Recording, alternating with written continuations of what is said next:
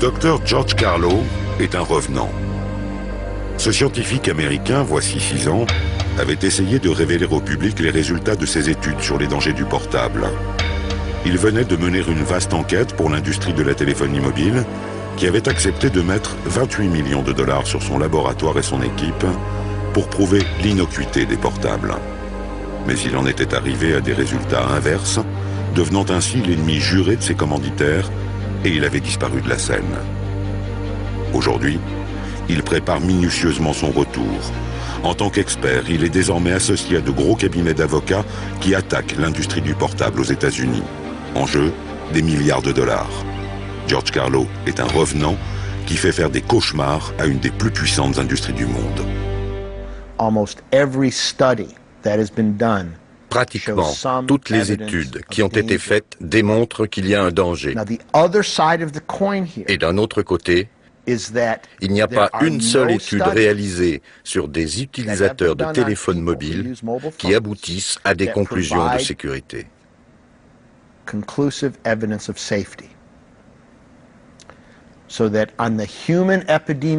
D'un côté donc, vous avez des études épidémiologiques qui démontrent des problèmes ou des problèmes potentiels, et de l'autre, des études qui ne sont pas concluantes.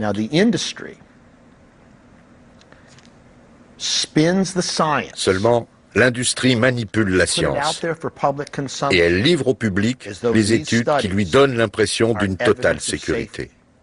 C'est de la fraude scientifique.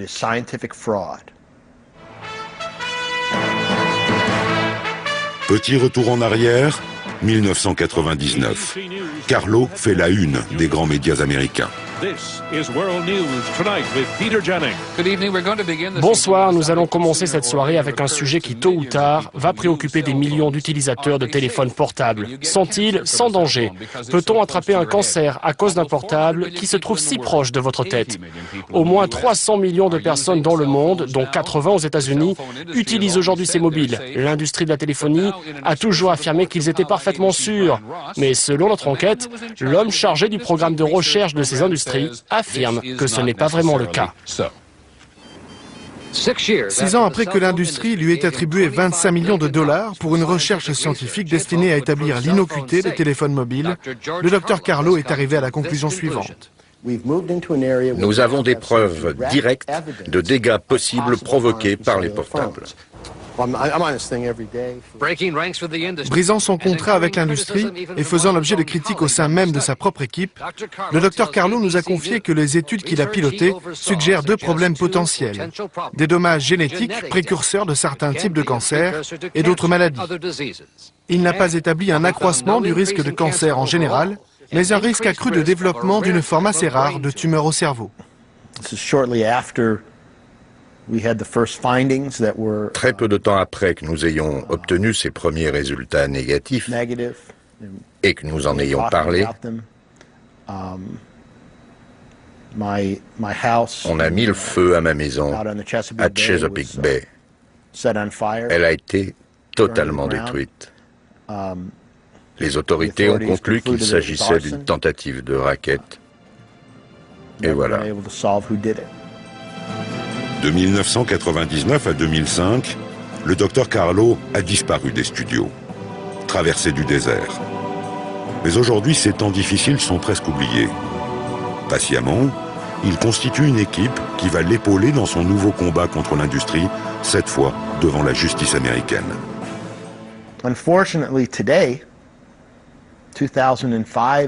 Malheureusement, aujourd'hui, toutes les institutions dans lesquelles je croyais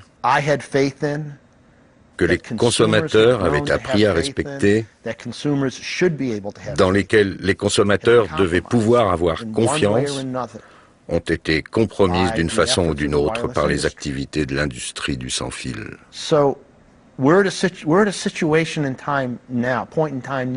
Du coup, nous sommes dans une situation aujourd'hui où le recours à la justice est la seule façon de mettre en route des changements qui devront protéger les consommateurs.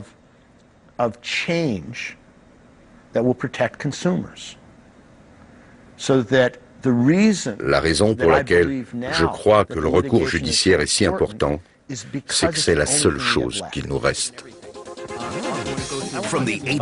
Depuis l'été dernier, George Carlo est à nouveau invité par la presse américaine. Bonsoir à tous, ici Richard Green. Je suis avec un des plus grands experts mondiaux sur les portables, auteur de Téléphone portable, les hasards invisibles de l'âge du sans-fil. Le Dr Carlo, diplômé de médecine, est également juriste et il a dirigé de 93 à 99 un projet de recherche commandité par toutes les compagnies de téléphonie mobile, qui avait pour but d'établir une fois pour toutes que la technologie des portables est sûre et qui donc, 6 ans après, sort du bois et dit hey, « c'est pas du tout sans danger ». Nous l'avons avec nous en studio pour qu'il nous raconte tout ça, parce que chacun d'entre vous, j'en suis sûr, a un portable. Et que la mauvaise nouvelle, c'est que vos enfants en ont probablement aussi. Dr Carlo, à nouveau bienvenue. Merci. Dr Carlo, dites-nous ce qui ne va pas avec les téléphones portables. Ce que nous avons maintenant, c'est une quinzaine d'années d'observation qui démontrent que quand vous avez l'antenne de votre téléphone à proximité de votre corps, proche de votre tête, proche de vos tissus cervicaux, cela provoque une rupture dans la chaîne de l'ADN, donc un dommage génétique. Cela provoque des ruptures dans les barrières sanguines cérébrales, qui sont des membranes spéciales dans les vaisseaux sanguins. Et nous avons enfin maintenant 14 études épidémiologiques d'utilisateurs de téléphones portables et la majorité d'entre elles démontrent un risque plus élevé de développement de tumeurs bénignes et malignes chez les utilisateurs de portables.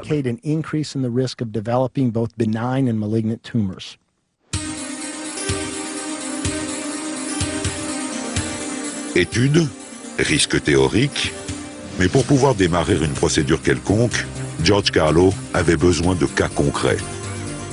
Il a trouvé le premier en Californie. Charissa Price a travaillé des années chez un gros industriel du portable. Elle testait à longueur de journée de nouveaux appareils. Et elle a fini par développer une tumeur. Pendant 6 ans, elle s'est battue pratiquement seule contre son employeur et en vain. J'ai perdu mon boulot. Je ne sais absolument pas comment je vais m'en sortir. J'ai plus de travail, j'ai développé une tumeur au cerveau, je n'ai plus d'argent, pas d'assurance, plus de plan de carrière. Je me suis battue pendant les 6 années qui viennent de s'écouler parce que j'avais été exposée au téléphone portable.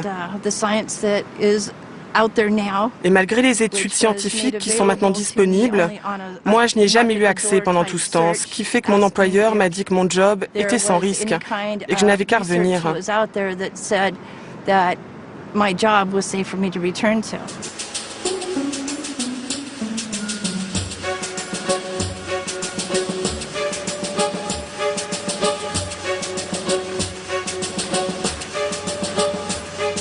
Elle a eu un jour une très bonne idée en frappant à la porte de cette maison de San Diego.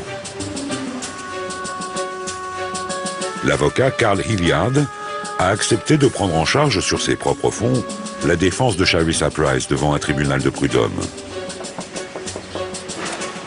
En cet été 2005, elle vient d'avoir la confirmation officielle de ce que son avocat lui avait annoncé. Les prud'hommes de San Diego lui donnent raison. Pour la première fois, un tribunal reconnaît que sa tumeur au cerveau est due à l'utilisation du portable. Très bien, bravo. Mais ça veut dire quoi en fait? Eh bien, ça veut dire une victoire pour Charissa et pour tous ceux qui peuvent prétendre à des dommages et intérêts à la suite de problèmes de santé liés à l'utilisation de portables ou à l'exposition à des fréquences électromagnétiques. Ça va faire jurisprudence? Absolument. C'est un précédent pour toutes les affaires en dommages et intérêts de ce genre. Félicitations.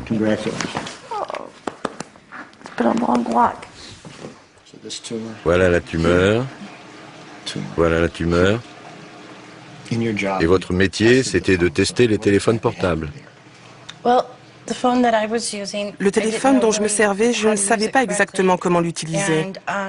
Mon employeur m'avait dit que l'antenne était un truc avec lequel les filles pouvaient s'amuser. Je pensais que les radiations venaient plutôt du clavier. Du coup, quand je m'en servais, en pensant que c'était la bonne façon de le faire, je mettais le téléphone vers le haut. avec l'antenne sur le côté, comme ça.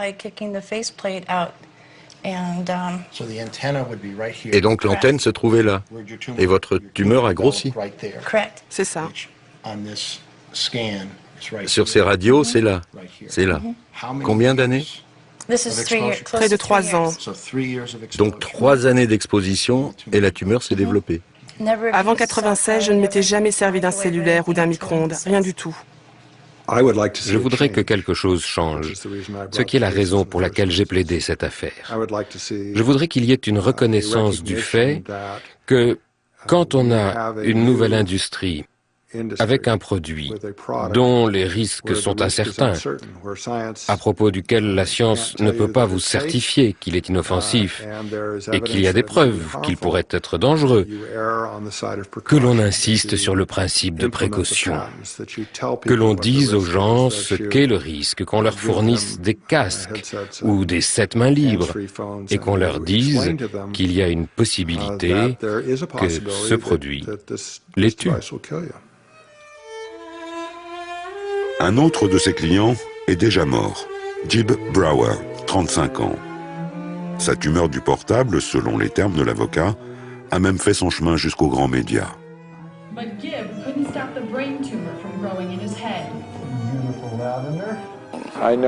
Je sais que je vais faire face à la mort tous les jours maintenant. Ça durera peut-être 1 an. Vous savez, ils disent qu'il n'y a pas de traitement pour le cancer que j'ai. Carlo et l'avocat défendent désormais toujours gratuitement les intérêts de sa veuve. C'est la première fois que je revois ces images, depuis bien longtemps. Mais vous pouvez demander à n'importe qui. C'était un homme plein de vie. Moi, j'ai continué la mienne, mais j'ai vécu des moments horribles que je ne souhaite à personne. Perdre quelqu'un, morceau par morceau, comme ça, le cancer du cerveau, c'est terrible. Brower, c'est une class action, et j'essaie de développer une nouvelle procédure. Nous poursuivons les bureaux qui ont homologué les standards, mais aussi les fabricants tout au long de la chaîne.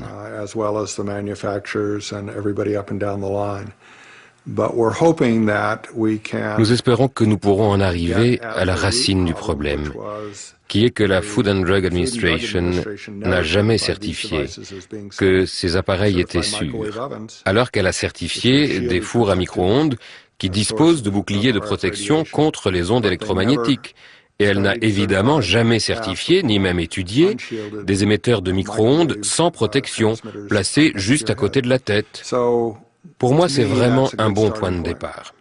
Pourquoi ne pas avoir adopté ces procédures tout à fait adaptées en matière de protection de la santé?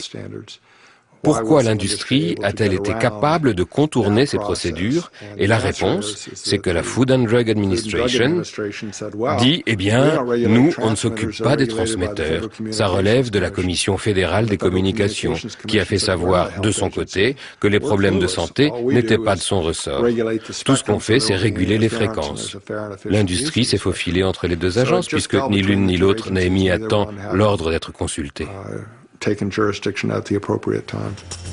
Aux États-Unis, les class actions sont des procédures collectives destinées à protéger les consommateurs. Dans ce cas, tous les acteurs de l'industrie ont été cités à comparaître. Le plaignant décédé, Jib Brower, représente tous ceux qui auraient des problèmes de santé liés au portable. Si Hilliard et Carlo gagnent, leur indemnisation sera alors automatique. Mais pour l'instant, leur combat, c'est celui de David contre Goliath. J'ai eu une conférence téléphonique avec le juge Blake la semaine dernière pour discuter du statut juridique de ces cas, et il y avait au moins 30 avocats représentant divers secteurs de l'industrie sur la même ligne. Vous aviez donc l'avocat pour l'affaire des écouteurs et celui du cas Brower.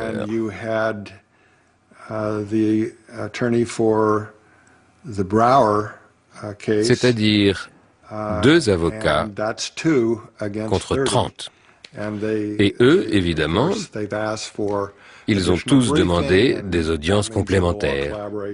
Ça veut dire qu'ils vont tous se tenir les coudes jusqu'à la grande audience et que vous pouvez vous attendre à des tonnes de motions et à ce qu'ils mettent tant de poids et de puissance que ce sera très dur pour un petit cabinet de ne pas se faire écrabouiller.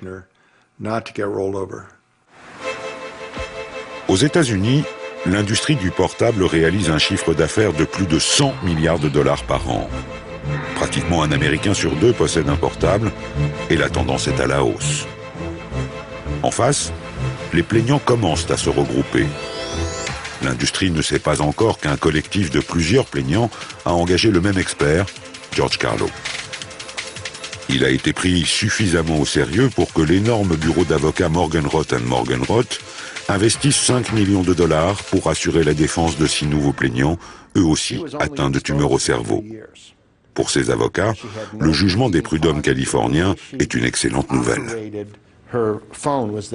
Elle se servait de son téléphone en posant l'antenne contre sa tête, là où la tumeur exactement s'est développée, et le fait est que cette tumeur s'est développée rapidement, au point que les docteurs Bradbauer et Black ont certifié qu'ils n'avaient jamais vu une tumeur accélérer aussi vite. Évidence, un cabinet aussi renommé que Morgan, Roth & Morgan, Roth n'investit jamais dans une cause perdue d'avance. C'est très important d'être capable de lever les fonds pour poursuivre, naturellement. Là, je ne pense pas que nous ayons un problème. Et puis, il y a le système ici. Je connais aussi le système européen où le perdant est condamné aux frais et aux dépens. Mais ça n'est pas le cas ici. Donc, vous devez être financièrement solide pour être capable, disons, de poursuivre votre affaire jusqu'à son terme. Et vous devez savoir que vous l'êtes avant de prendre l'affaire, parce qu'il faut qu'en face, la défense se rende compte que vous en avez les moyens. S'ils sentent que vous êtes un peu réticent à aller jusqu'au bout, ou s'ils pensent, comme je le disais, que vous n'êtes pas assez en fond, que vous n'avez pas l'expertise ou la puissance de feu, alors ça devient une arme merveilleuse pour eux. Il faut donc bien comprendre que vous ne serez pas capable de persévérer si vous n'avez pas vous-même ces armes. Dans l'arsenal du cabinet Morgan Roth, George Carlo est une arme de choix. Scientifiquement, il connaît l'état de la recherche dans le monde. Et sa compétence juridique lui permet d'utiliser stratégiquement ses connaissances scientifiques. En 4 ans, les 6 cas de tumeurs au cerveau représentés par ce cabinet ont déjà passé plusieurs stades du système juridique américain sans qu'il y ait encore eu de jugement sur le fond. L'affaire est désormais devant la Cour suprême à Washington, qui l'a formellement inscrite début novembre 2005 à son agenda, ce qui est une très mauvaise nouvelle pour l'industrie. Il y a beaucoup d'argent en jeu. Mais Jeff Morgan Roth se sent du bon côté et les gros chiffres ne lui ont jamais fait peur. Eh bien, dans chaque cas, nous avons fixé la barre à 150 millions de dollars. Pourquoi autant? Pour des blessures sérieuses qui causent des dommages, mais aussi pour les pertes de revenus, les factures médicales, aussi bien que la douleur et les souffrances. Toute catégorie reliée à des blessures sévères, qui implique que les dommages et intérêts doivent aussi être très sévères. Et vous pouvez obtenir des dommages et intérêts punitifs et exemplaires, du fait du sérieux des comportements intentionnels de l'industrie. Nous prétendons qu'ils ont fait preuve de dissimulation à l'égard tant des plaignants que du public, en affirmant qu'il n'y avait pas d'effet négatif en termes de santé quant à l'usage des portables, alors qu'en fait, elles savaient très bien que ce n'était pas vrai. Nous allons demander ces dommages et intérêts spéciaux, parce que nous sommes certains qu'ils ont agi dans des intentions malignes.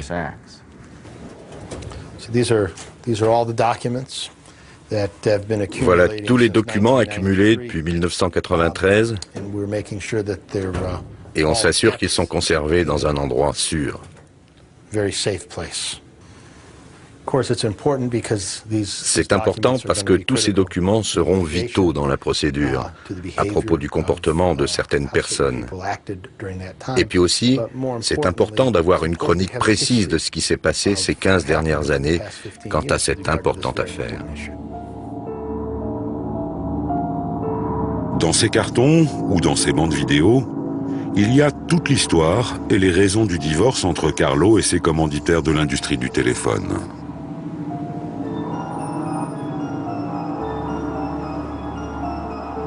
Il y a notamment les images d'un colloque qui s'était tenu dans cet hôtel de Long Beach en 1999, au cours duquel Carlo avait coupé les ponts avec ses industriels qui faisaient alors tourner son laboratoire et qui payaient son équipe.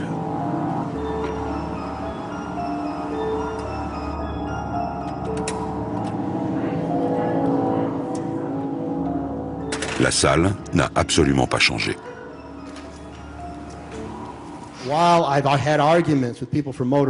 Pendant que nous avions des discussions avec les gens de Motorola sur les systèmes d'exposition et sur la façon de les interpréter, il était clair pour moi qu'ils faisaient leur boulot. J'essayais de faire le mien. Et pendant que nous discutions de tous ces paramètres scientifiques que nous avions passés en revue depuis 5 ans, à chaque conférence, à chaque colloque, les scientifiques faisaient leur travail.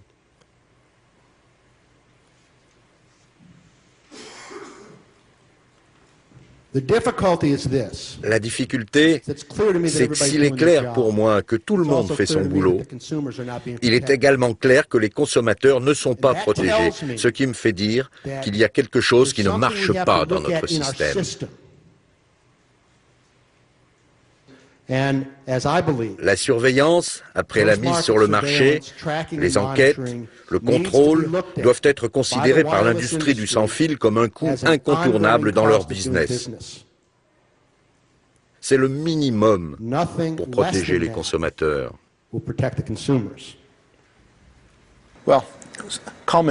Et voilà, 6 années de travail, l'implication de près de 200 médecins et scientifiques, 28 millions de dollars de dépenses et des recommandations très claires à l'industrie, et ils n'en ont pas retenu une foutue ligne. Ils n'ont pas suivi une seule des recommandations qui résultaient d'un travail de 6 ans. Alors qu'à ce moment-là, quand nous avons transmis ces recommandations au grand public, il y avait déjà 200 millions d'utilisateurs de portables.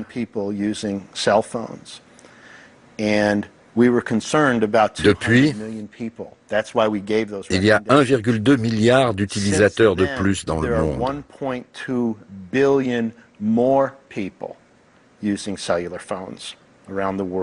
Bien que ces recommandations étaient destinées à aider et à prévenir des problèmes, elles étaient préventives. Et c'est le genre de choses que les responsables industriels devraient prendre en compte. Surveiller la technologie pour voir si des changements sont de nature à provoquer des dangers. Surveiller les gens qui utilisent cette technologie pour vérifier si oui ou non ils ont des problèmes de santé. Et si jamais un feu rouge s'allume, prendre des dispositions pour intervenir. Malheureusement, pas une seule de ces recommandations n'a été suivie et nous avons maintenant 1,4 milliard d'utilisateurs qui ne savent absolument pas à quelle sauce ils seront mangés. Aujourd'hui, dans ce grand hôtel californien, Carlo se sent un peu moins mal que lors de sa communication de 1999, accueilli dans un silence glacial. Il adore donner ses rendez-vous dans ce lieu symbolique pour lui, surtout quand il s'agit d'accueillir des personnalités scientifiques de haut niveau. Professeur Adalkofer, c'est un plaisir de vous rencontrer.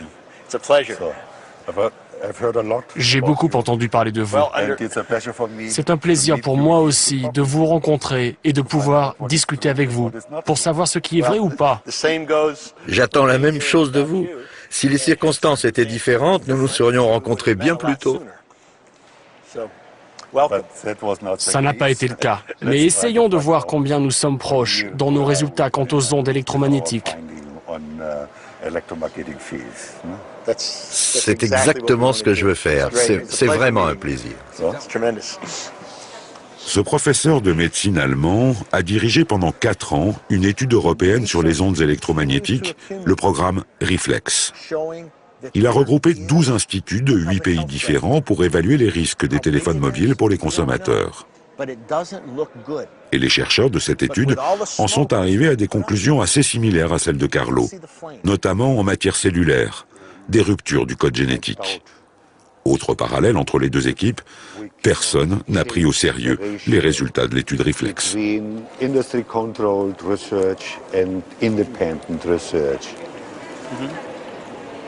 Je pense que si nous n'arrivons pas à modifier le ratio entre recherche purement indépendante et recherche financée par l'industrie, on n'arrivera pas à grand-chose. Ça prendra encore 10 ou 15 ans. Et si nous n'avons pas de chance, si par malheur le problème ne peut plus être dissimulé parce que la période d'étude a été longue et qu'il est démontré que le taux de cancer du cerveau a augmenté, là, on aura l'air fin. Après cette expérience grandeur nature sur des millions d'utilisateurs sans que jamais les conséquences possibles aient été prises en compte. Ce serait une vraie catastrophe. C'est incroyable.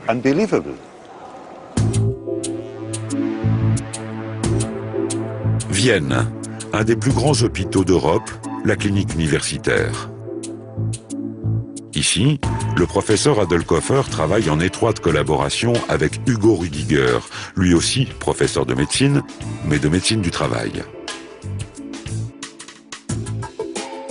Au début de leurs travaux sur les portables, tous deux pensaient qu'ils ne présentaient pas de risque.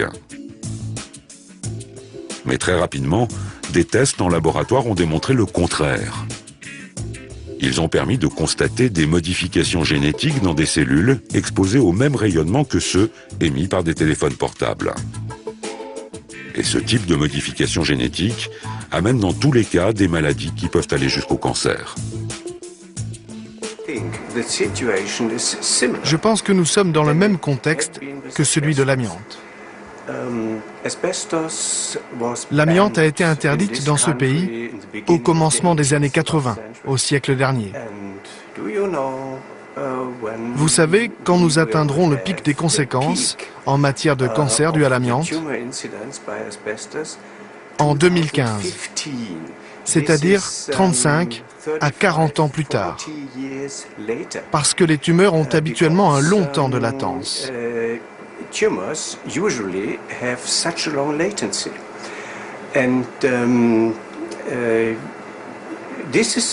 Voilà pourquoi nous pensons qu'il faut tirer la sonnette d'alarme maintenant.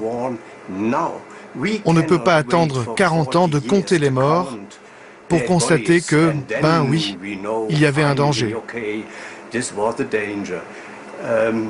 Il faut mettre en garde maintenant, tout de suite.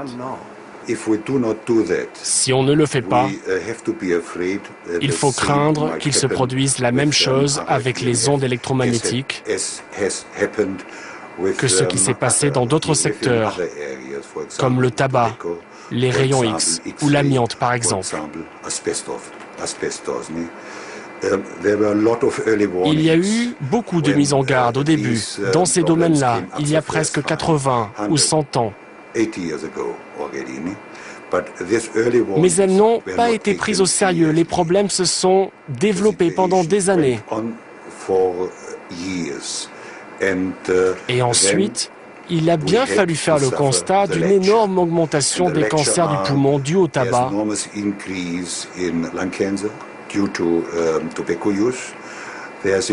mais également une énorme augmentation des mêmes cancers dus à l'amiante et une très forte augmentation enfin de différents types de tumeurs clairement attribuées aux rayons X.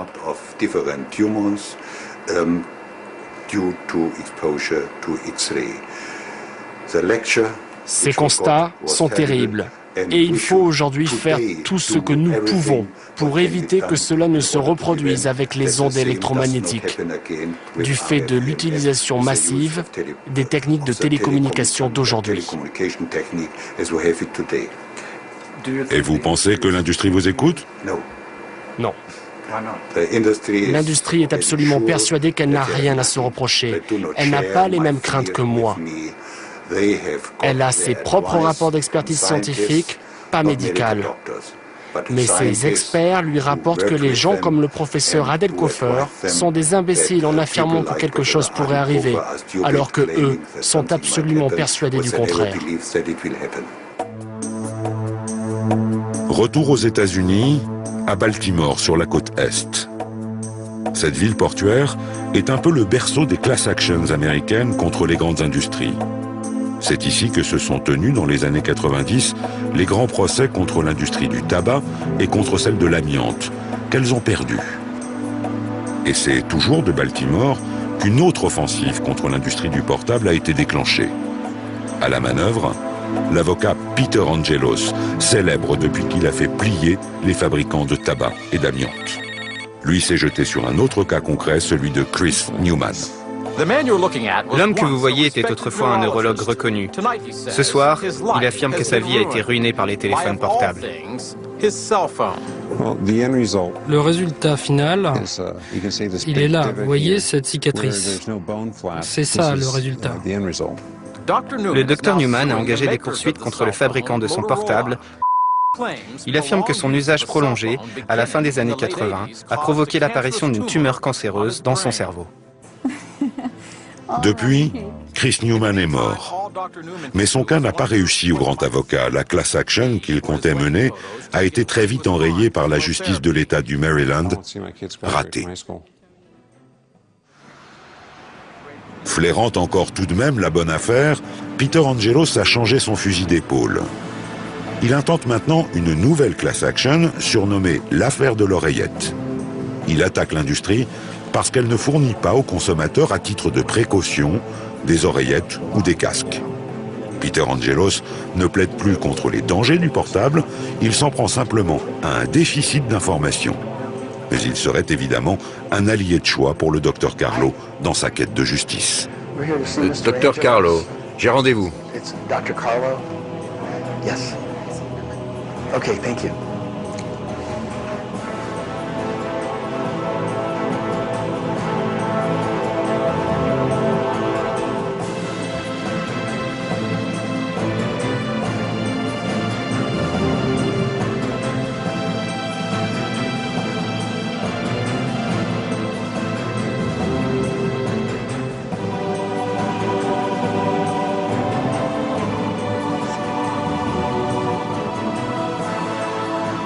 Problème, le célèbre avocat n'a manifestement pas très envie de partager.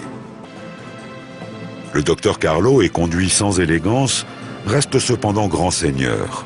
Il sait bien que Peter Angelos, l'avocat milliardaire, n'a pas très envie de faire savoir qu'il a pris des intérêts dans une usine de fabrication d'oreillettes et qu'il espère un beau retour d'investissement si la justice lui donne raison.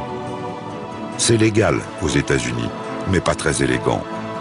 Le docteur Carlo préfère constater que l'offensive d'Angelos ne sera pas inutile pour les consommateurs qu'il veut défendre. Dans ce type d'affaires, une demande de 800 millions de dollars inclut tous les dommages et intérêts possibles, y compris les sanctions punitives, et c'est destiné à ce que l'industrie change de comportement. Un verdict à 10 millions de dollars pour une industrie aussi énorme que celle-là ne les pousserait pas à changer leurs habitudes. 800 millions de dollars, ils sont obligés de faire attention. C'est pour ça que la barre est mise aussi haut.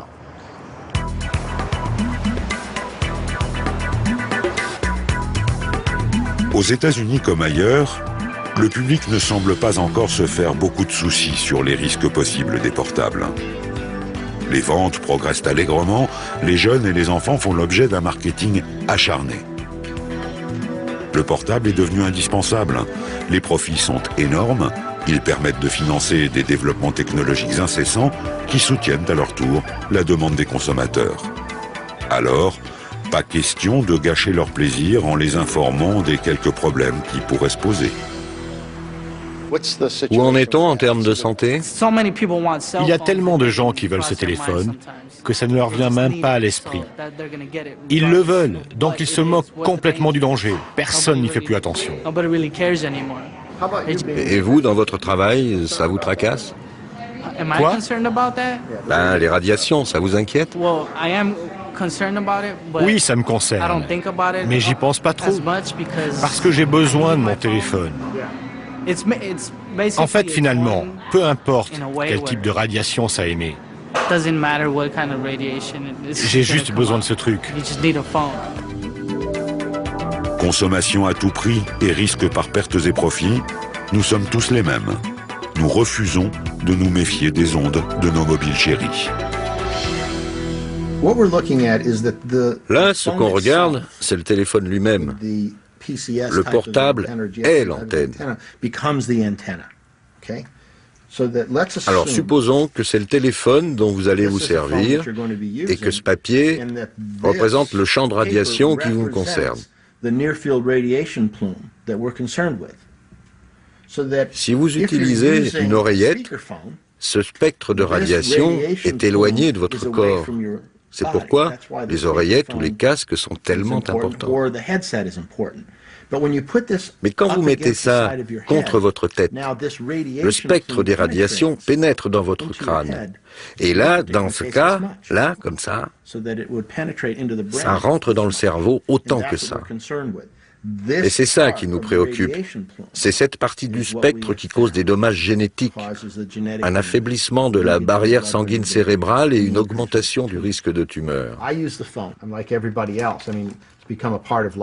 Je me sers d'un portable comme tout le monde, c'est devenu une partie de notre vie. Sans téléphone, j'ai l'impression que quelque chose me manque. Mais quand je m'en sers, j'utilise une oreillette. C'est ce qu'il y a de mieux à faire. Et naturellement, je le pose. Et je parle comme ça, de façon à ce que le téléphone ne soit pas trop proche de moi. Quand vous le mettez dans votre poche ou que vous l'accrochez à la ceinture, vous exposez d'autres régions importantes. 80% de nos cellules sanguines sont produites dans les os de la hanche. Et donc, avec votre téléphone à la ceinture, vous exposez les zones de fabrication des cellules sanguines. L'oreillette est le meilleur remède intermédiaire possible. Elle vous donne la possibilité, le pouvoir d'éloigner les radiations de votre corps et de continuer à utiliser votre téléphone. Pour l'instant, c'est ce qu'on peut faire de mieux.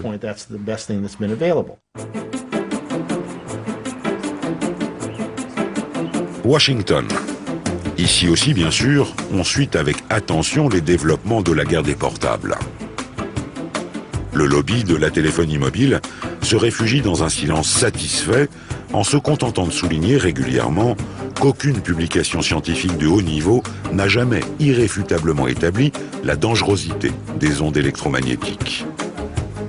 Pendant que Carlo et les avocats en coulisses achèvent leurs préparatifs, les résultats de recherche qui continuent à se mener ailleurs sont pourtant assez surprenants. George Carlo suit ainsi avec attention les travaux de l'Université catholique de Washington.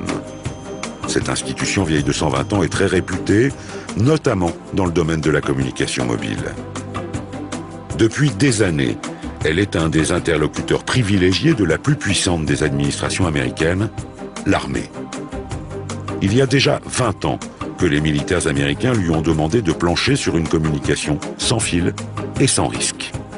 L'armée ne veut pas mettre en danger ses propres soldats avec leurs moyens de communication, en général plus puissants et plus nombreux que les simples portables des civils ordinaires. Pendant des années, ce laboratoire a donc passé les ondes électromagnétiques à la moulinette, budget quasiment illimité, obligation de résultat, liberté totale dans les axes de recherche et à l'origine, pas le moindre présupposé.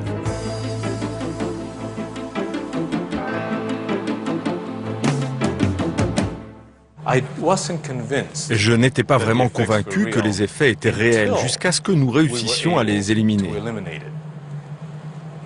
Nous avons mis au point une méthodologie qui annihile ces effets. On peut en fait les annuler ou alors les redéclencher comme on veut, ce qui est en soi une démonstration assez puissante de leur existence. Et si on peut faire ça, il devient très difficile d'argumenter que les ondes électromagnétiques n'ont aucun effet. Du coup, la collaboration qui s'était établie avec les industriels de la téléphonie mobile est devenue un peu plus ardue. Au tout début, Les autres qui nous avaient contactés étaient très heureux de collaborer avec nous. Ils nous ont d'ailleurs autorisés à commencer nos travaux. Et pour des raisons diverses, quand il est devenu évident qu'il ressortait de nos travaux que des effets secondaires étaient possibles et qu'il y avait peut-être une solution, un petit peu de nervosité est apparue dans le management, qui a rendu nos relations de plus en plus aigres. En fait, ils ont voulu rompre et ne plus rien avoir à faire avec nous. Vous savez, c'est drôle, mais l'industrie est devenue nerveuse. Et dès que les choses sont devenues un peu moins simples, leurs scientifiques avec lesquels on était supposé collaborer ont été remplacés par des avocats. Les travaux se sont poursuivis et ils ont fini par aboutir. Une des choses que notre recherche a démontré, c'est que les signaux de ce type de téléphone classique ont, disons, un effet biologique. Les cellules peuvent capter et réagir à ces signaux.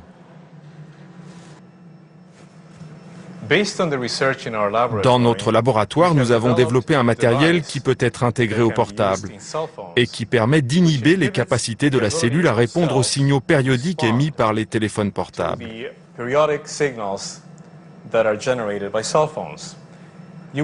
Et vous pouvez constater que la courbe inférieure est similaire à celle émise par un téléphone standard.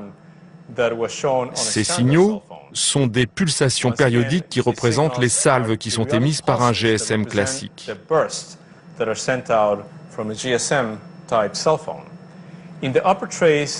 Sur la courbe du haut, on voit un signal qui correspond à un bruit qui, en se combinant avec le signal du bas, change l'environnement dans le périmètre du téléphone, en parasitant en quelque sorte le signal.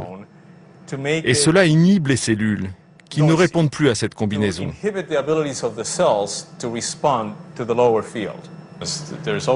Il y a toujours un défi à transformer un résultat de recherche en application concrète.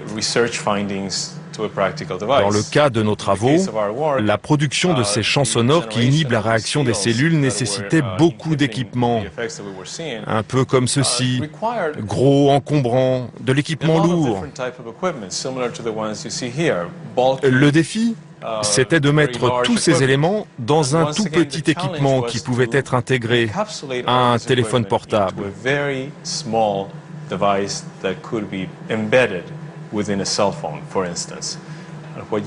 Ce que vous voyez là, c'est le résultat de notre développement. On a été capable de produire le même signal inhibiteur comme celui de notre laboratoire, avec son matériel lourd et coûteux. Et ça, on l'a fait avec quelque chose de petit et de très pratique.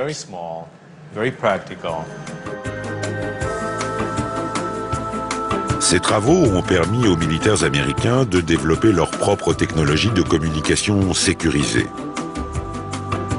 Et le brevet de l'Université catholique de Washington a été racheté par des industriels plutôt futés, les époux Bach, un couple d'origine danoise installé en Californie. Coût du rachat, 10 millions de $. Mais pour eux, le microprocesseur du Dr Penafiel représente une énorme opportunité industrielle.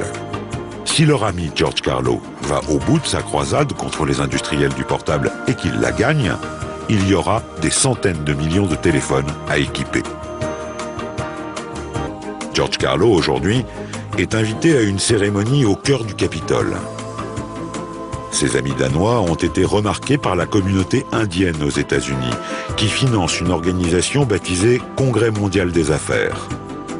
Ils ont décidé de décerner leur prix pour l'innovation technologique au BAC. Ces Indiens-là sont également des industriels aux ambitions mondiales dans les produits à forte valeur ajoutée comme les portables. Rencontre saluée et soutenue par la représentante de la ville de Santa Barbara où les BAC ont élu domicile.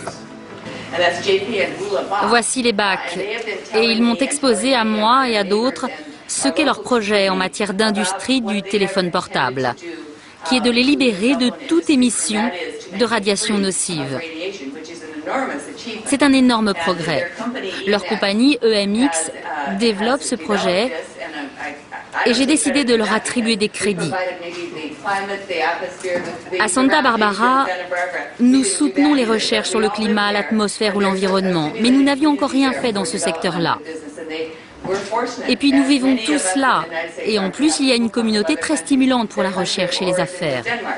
Ils viennent du Danemark, mais ils ont décidé d'installer leur industrie à Santa Barbara. Et je pense qu'un jour le monde entier bénéficiera de cette technologie. Alors je voudrais qu'ils se lèvent. Leur certificat leur sera remis plus tard dans notre circonscription, mais je veux déjà leur serrer la main et peut-être bien faire une photo avec eux. Le prix de la meilleure technologie de l'année est donc décerné en 2005 à un système de téléphonie sécurisé. Sale coup pour l'industrie, ce prix salue la solution d'un problème qui, selon elle, n'existe pas.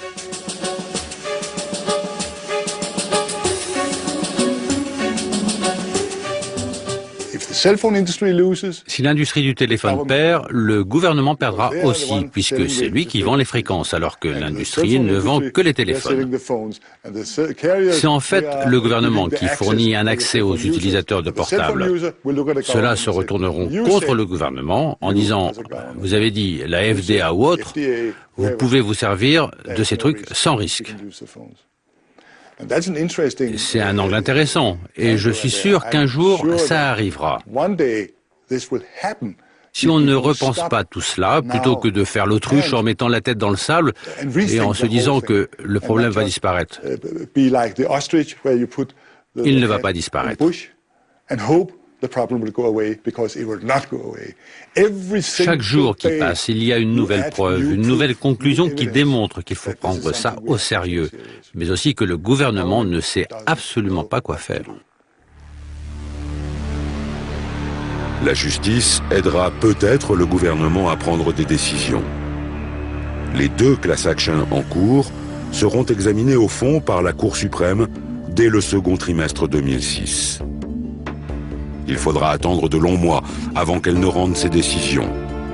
Mais Carlo le revenant n'en doute plus maintenant. Un jour, sur les portables, les fabricants devront faire figurer un message du genre « Attention, téléphoner de ce mobile peut nuire gravement à votre santé ».